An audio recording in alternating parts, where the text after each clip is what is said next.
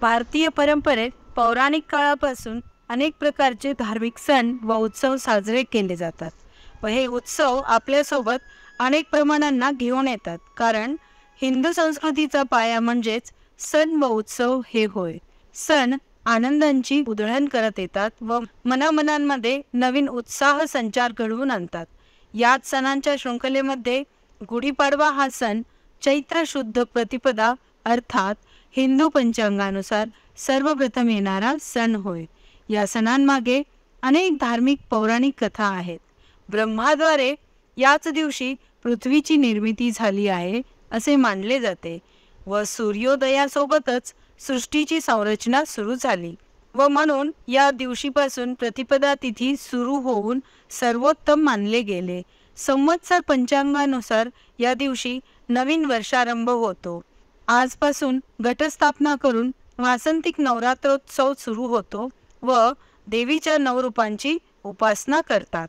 गुढी म्हणजे विजय पताका, म्हणूनच आज प्रातःकाळी घरातील सर्व लहान थोर लवकर उठून प्रातःविधी, संध्या स्नान, सडा रांगोळी आटोपून गुढी उभारतात. गुढीचे पूजन करून त्यास घराच्या दरवाजात किंवा छतावर उभे केले जाते. गुढीचा आकार हा मानवी शरीरासारखा असतो. गुढीच्या सर्वात वर जो कलश उलटा करून ठेवतात ना, तो मानवी मस्तकाचे प्रतीक असून यशाचे प्रतीक मानतात. ज्या लाकडावर गुढी उभारतात त्यास मानवाच्या पाठीच्या कणाचे म्हणजेच समृद्धीचे प्रतीक मानले जाते. तांब्याच्या लोट्याखाली ठेवलेल्या कडुलिंबाची पाने ही आरोग्याचे प्रतीक होय. त्यावर घातलेली फुलांची माळ हे मंगल्याचे प्रतीक होय. साखरेची गाठी त्यास अर्पण करतात हे माधुर्याचे प्रतीक होय.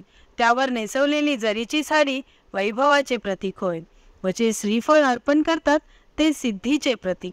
हळद कुंकू वाहून पूजा करतात ते सौभाग्याचे प्रतीक. सुपारी ठेवून संकल्प करतात व पाठ मांडून पूजा सुरू करतात हे स्थिरतेचे प्रतीक होय. पौराणिक मान्यतेनुसार छत्रपती शिवाजी महाराजांनी सुद्धा चैत्र शुक्ल प्रतिपदेच्या दिवशी परकीय घुसखोरांचा पराभव करून तेथे ध्वजपताका उभारली होती. म्हणूनच या दिवसापासून गुढीपाडवा या नावाने हा सण साजरा करतात. या दिवशी घराची दारे आंब्याच्या पानांच्या तोरणांनी सजवली जातात. त्याद्वारे सात्विक लहरी घरात सुख समृद्धी घेऊन येतात. त्रेतायुगातील एक कथाही यामागे प्रसिद्ध आहे. प्रभू श्रीराम माता सीतेला रावणाच्या कैदेतून सोडवण्यासाठी लंकेकडे निघाले असता वाटेत त्यांना वानरराज सुग्रीवची मदत घ्यायची होती. सुग्रीवला भेटल्यावर सुग्रीवने दक्षिण भारतात राज्य करणाऱ्या व त्याच्या सख्खा भाऊ असलेल्या बालीच्या कुशासन व दहशतीबद्दल सांगून मदत मागितली. प्रभू श्रीरामांनी बालीचा वध केला व तो दिवसही प्रतिपदेचा होता. तेथील संपूर्ण प्रजेने त्या दिवशी आनंदाच्या पताका लावून आनंदोत्सव साजरा केला व त्यानंतर तेथे हा सण गुढीपाडवा नावाने साजरा होऊ लागला. आरोग्यदृष्ट्या सुद्धा या सणाचे विशेष महत्त्व आहे. या दिवशी ओवा, मीठ, हिंग, मिरी आणि गूळ टाकून कडुलिंबाच्या पानांची चटणी करून खातात. त्यामुळे आपली पाचनक्रिया सुधारते. अंघोळीच्या पानात कडुलिंबाची पाने घालतात, त्यामुळे त्वचारोग होत नाही. कडुलिंबाच्या पानांचा रस काढून तोही पितात, कारण त्याने रक्तशुद्धी होते.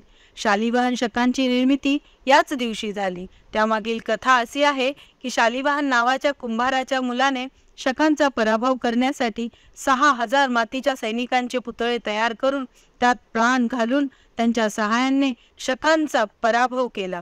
म्हणून शालिवाहन शक सुरू होऊन नवीन कालगणना सुरू झाली.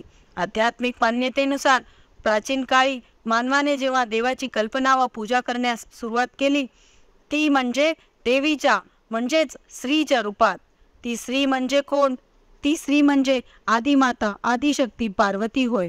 असे मानले जाते की शिव पार्वतीचे लग्न पाडव्यास ठरले व त्या दिवशीपासून तयारी सुरू झाली आणि तृतीयेला लग्न झाले.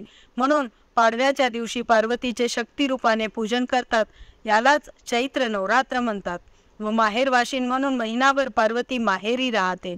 म्हणून तिच्या कौतुकासाठी मंगळागौर आणि चैत्रगौरीचे हळदी कुंकू केले जाते.